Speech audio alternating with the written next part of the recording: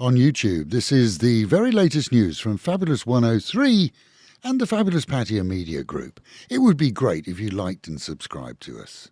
18 Thai hostages remain held by Hamas in Gaza following the release of most amid those exchanged during a temporary ceasefire. All Thais released have received medical checkups and been housed whilst adjusting and deciding if they'd rather return here or remain in Israel. Much of the work done to see the release has been via Malaysian counterparts. Thai Lion Air launched a full investigation at the weekend into a plane which departed Don Muang Airport Friday, only for the engine housing on one side to become detached as smoke emitted from the engine. Quick-thinking pilots shut down the engine, automating the inbuilt extinguishers as they flew back to the airport for a landing that was greeted by emergency services. No injuries and no major fire was discovered. However, the cause of the incident is yet to be confirmed. The Civil Aviation Authority has confirmed that some 46% of flights previously booked for entry into Thai airports from China have been cancelled for the coming month, and a further 32% already for January, with that figure expected to rise. The recession within China has been blamed for the drop, which was unexpected by authorities who hoped that numbers would return to those prior to the COVID era. Reality, though, is that they actually reflect less than 40% and aren't seen as rising.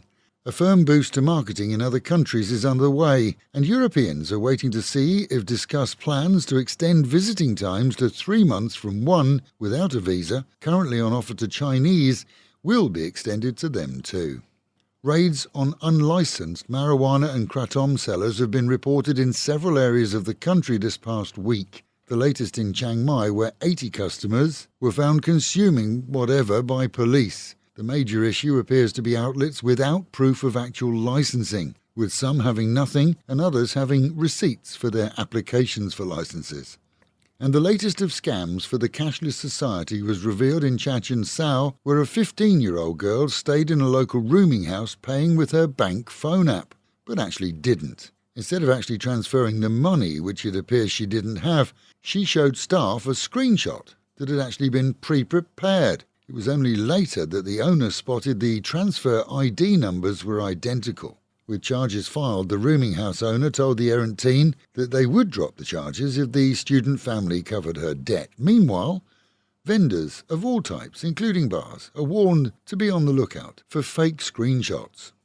In Nakhon Ratchasima, what started out as the happiest day of a new bride's life turned to disaster as her bridegroom went through with the ceremony, only at the party later to grab his weapon and fire, leaving his new wife and several of her family beyond recovery, this before turning the gun on himself. The ex-ranger, on disability due to an injury which he received during his service, had lived for 3 years with his then-partner before tying the knot. No word on the cause. And the southern provincial gangster who escaped custody whilst in hospital before later evading police again in a remote area where they tried to corner him, appears to be baiting authorities as he posted video clips online claiming that he was the subject of a breach of justice by, well, pretty much anyone in authority there. Refusing to hand himself in, he's highlighted several issues which are being checked out but is on the police top wanted list. Today is the festival of Loy Krathong in Thailand, traditionally seeing people of all ages floating their decorated krathongs on rivers and even the ocean. This in the belief that they're seeking forgiveness from the goddesses of the river and a revival of good fortune for the coming year. Compared to years ago, the use of polystyrene has dropped to a negligible level, as most use only natural fibres. However, river and stream blockages will in some areas take teams months to clear. Still worthwhile to take part, enjoy a festive evening atmosphere and see how it all works. Best locations locally are the seafront and the lakes, such as Mapachan, which has 2 venues, easy to spot, both offering entertainment too. Meanwhile at home, and local health officials are zooming in on pharmacies here, either selling prescription-only drugs over the counter or operating stores without an on-site pharmacist, as is required under law. 4 chemists have already been raided and stock removed. Others, we're told, are under investigation. Pattaya police are firmly aware of the identity of a non-licensed motorcycle taxi driver who set his rate at 1,600 baht for the ride from Sukhumvit to the fireworks at the weekend. The tale, backed up by money transfer details, quickly caught on with Thai social media, and has seen the Pattaya mayor himself ordering that the errant operator be questioned.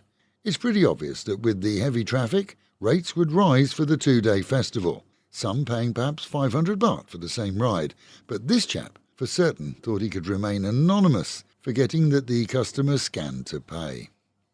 In the Soi Buakhao area, one Korean man needed special help from authorities as he threw thousands of baht from a building before threatening to jump. Holding a knife, he ranted for several hours before being talked down from his planned self-launch. Police ascertained that he'd been tricked by a woman who'd persuaded him to invest in a local business. He was taken for evaluation and is due to fly home this week, as there's still no word on how the business itself is progressing.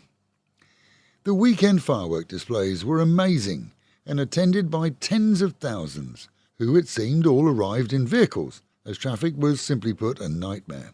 Despite temporary one-way systems being introduced to see vehicles reach the Sukhumvit quickly after the shows, it was chaos, with several reporting that it took upwards of 3 hours to even reach the beach area from the Sukhumvit, even on bikes, and that was before the shows. Leaving saw the same trip take even longer. Good points? The displays from around the globe were absolutely stunningly amazing. Crowds were well behaved and saw police teams not needing to be greatly involved.